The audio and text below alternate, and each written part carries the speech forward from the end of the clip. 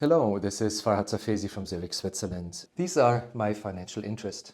Now, whatever cross-linking protocol we will look at, it is all about having these factors present. We need, for every cross-linking procedure, UV light, riboflavin, and of course, oxygen.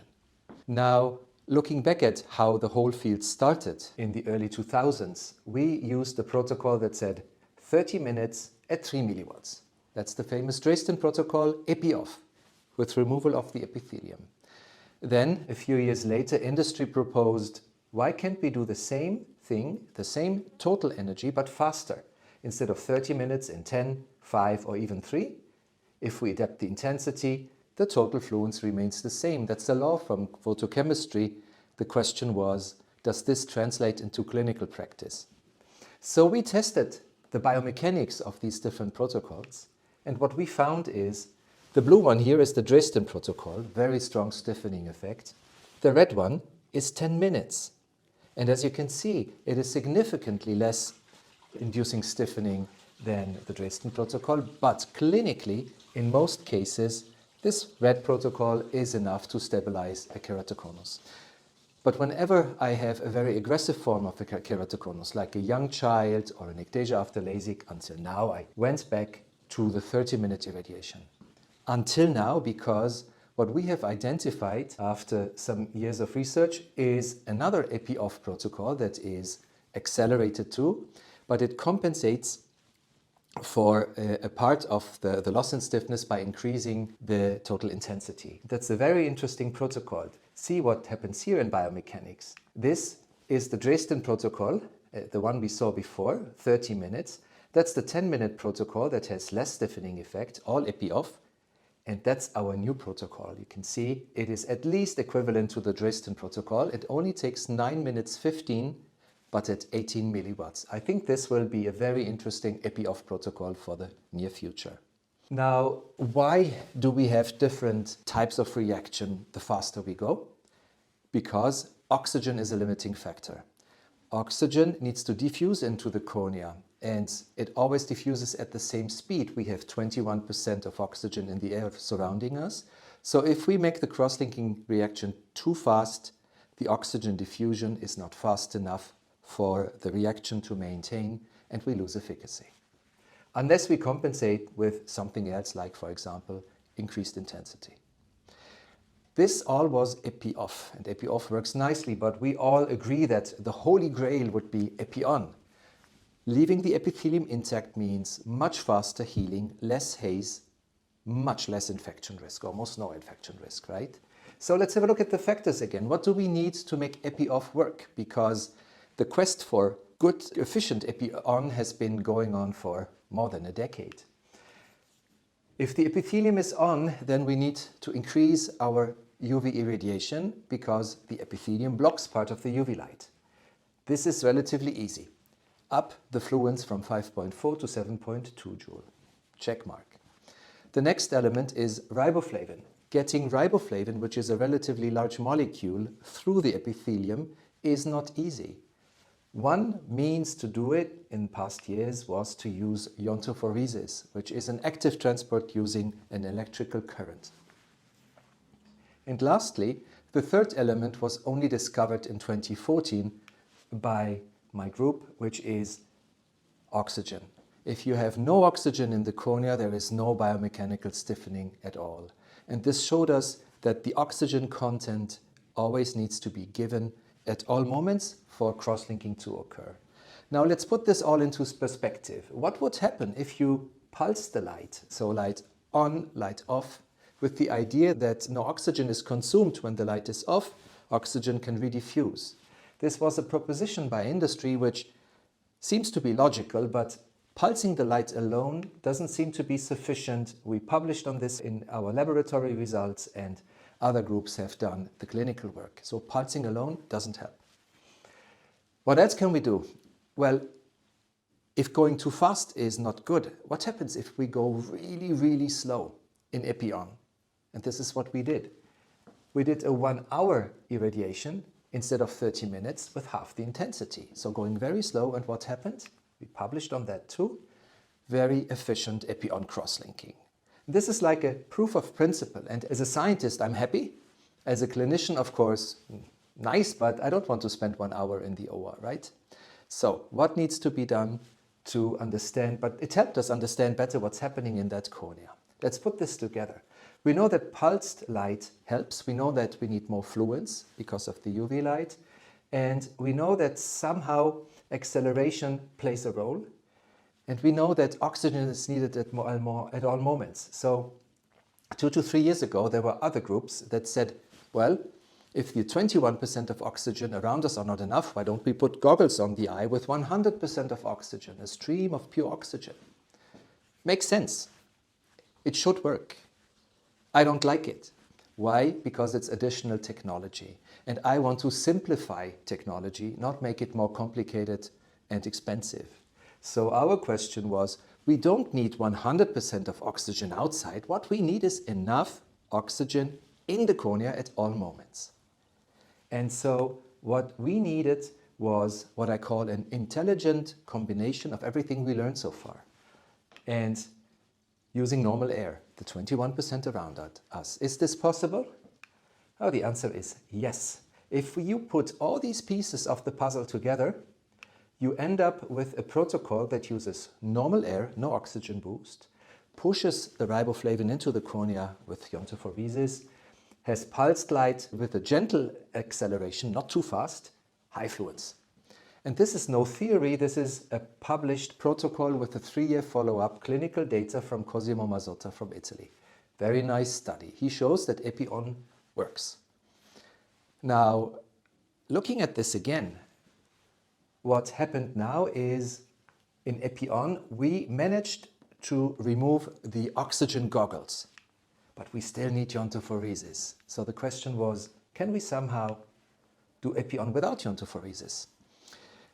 Our group spent almost 1 year in the Swiss Federal Institute of Technology working on multiphoton microscopy and looking at how can we combine penetration enhancers so we end up with a riboflavin concentration in the cornea that is similar to iontophoresis, and we managed.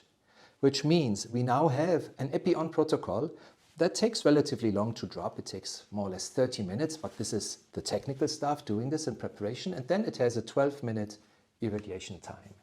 And this means that you can perform Epi-On at the slit lamp if you respect the role of oxygen. Epi-On crosslinking without iontophoresis, without oxygen goggles is here. So I can see how in very short time, in 1 to 2 years, we will do bilateral Epi-On procedures at the slit lamp in the procedure room. No infection risk. This was Epi-On. Let's have a brief look at thin corneas. What can be done in a cornea that is only 215 microns of thickness? Remember, 400 is needed in crosslinking because of the technical settings. How did we treat thin corneas in the past 10 years? Well, the treatment of thin corneas started with swelling of the cornea. That's the study we published from our Zurich team. So you swell the cornea with hypoosmolaric riboflavin, or you put a contact lens on the eye like Susan Jacobs proposed some years ago. If you ask me whether I use any of these methods today, my answer is no. Why? Because they both have disadvantages.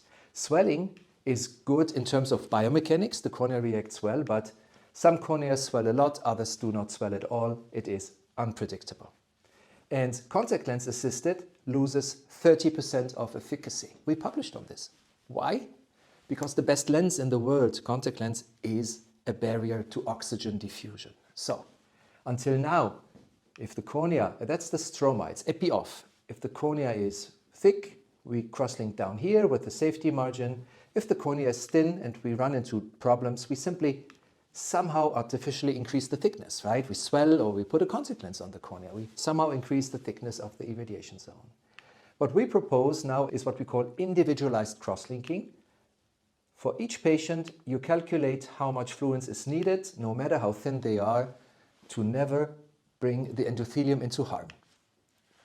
So in other words, until now, we adapted our cornea to what we had as a technique. And that's not really a clever way to do so. We couldn't do differently 15 years ago. But what we can do now is we don't adapt the cornea to the technique anymore. We do the opposite. We adapt the technique to the cornea, which makes more sense. So This is what we call the sub 400 protocol. It has been published as an algorithm 4 years ago by our group. And then we went into a clinical validation study. Now the steps are standardized. You remove the epithelium, you apply riboflavin, and after 10 minutes of riboflavin, measure thickness by ultrasound. And this value you use to adapt your fluence. The algorithm and the clinical validation have been published in the American Journal early 2021. And then there is a table that tells you if your cornea is only 280 micron thick, use these many minutes to get a demarcation line on the right level. Theoretically, you can do this with any cross-linking technology, but in the technology we developed, the whole algorithm is integrated into the machine. So all you need to do is indicate the thickness, and then you will have the right treatment that automatically occurs. As I said, we did this study and we saw a very good success rate of almost 90% in corneas as thin as 210 microns of stroma.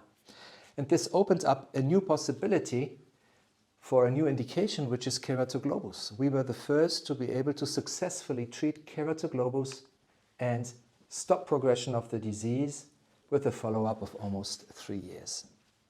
So in conclusion, the future in ultra-thin corneas is what I call individualized cross-linking. You can treat down to 200 micron of stroma, and you can do this theoretically using all cross-linking technology. But we developed the sub 400 and we developed Epi-On for one reason. We want to share the knowledge, democratize access to cross-linking. So going away from an expensive infrastructure into the one infrastructure we all share, which is the slit lamp. And this is why we developed this little device. As you can see here, it's small, but it's full of high tech. It can treat at the slit lamp with over 11 different protocols for keratoconus, for refractive, for keratitis. So if you ask me how often do you go back to the laying position, I do. But for special cases like here, Down syndrome patient, general anesthesia, Epi-off cross-linking. This is where I go back, of course, to the laying position, and you can use the same device for the laying position too. Questions came up in the last 2 years regarding cross-linking in the sitting position. What about riboflavin distribution? Does it go down with gravity? We tested this and we published. Short answer, yes, it changes, but you have 1 hour of time before the first changes become apparent. So more than enough time to perform cross-linking. Fixation, look at this video. Patient is absolutely stable. You can only see it's a video because the screen is flickering. Why? Because the patient is comfortable and they have a fixation light on the other eye, so they easily know where to look at. Is the patient comfortable? Can we do cross-linking at the slit lamp with the Dresden protocol, half an hour? Well, we don't need to. Cross-linking is around 10 minutes. Puck cross-linking for keratitis is around 4. That's easily feasible, especially if you give the patient the surgeon's chair, so they're really comfortable, and spend the extra 30 seconds in the beginning to make sure that the height is well adjusted. The last question is the most important. Can we go out of the OR into the procedure room or even into the examination room? Yes, we can. With Epi-on, no question at all. Epithelium is on. With Epi-off, when you perform an Epi-off, you do not only stiffen the cornea, you sterilize the cornea. So the answer is yes, it's like an erosion coming through the door from the outside. That's probably more infectious than your cornea at the end of a CXL procedure. And also, if you have looked at the literature of the past 4 or 5 years, the trend is office-based procedures. Intravitreal injections performed in the procedure room, even in the examination room. There's a meta-analysis, more than 1 million cases examined, no increased risk for endophthalmitis. So yes, cross-linking should be feasible in the procedure room. The technique has been published, and this is what you see when you look through the slit lamp. It's very beautiful because you directly see the fluorescence. And these are just some impressions. Wheelchair access, very easy for wheelchair patients. So in conclusion, cross-linking at the slit lamp democratizes access to CXL technology. It's suitable for all indications, Epi-on, Epi-off, keratoconus, puck cross-linking. And I think that this represents the future of cross-linking. If you want to learn more, please come to our Congress. Registration is free.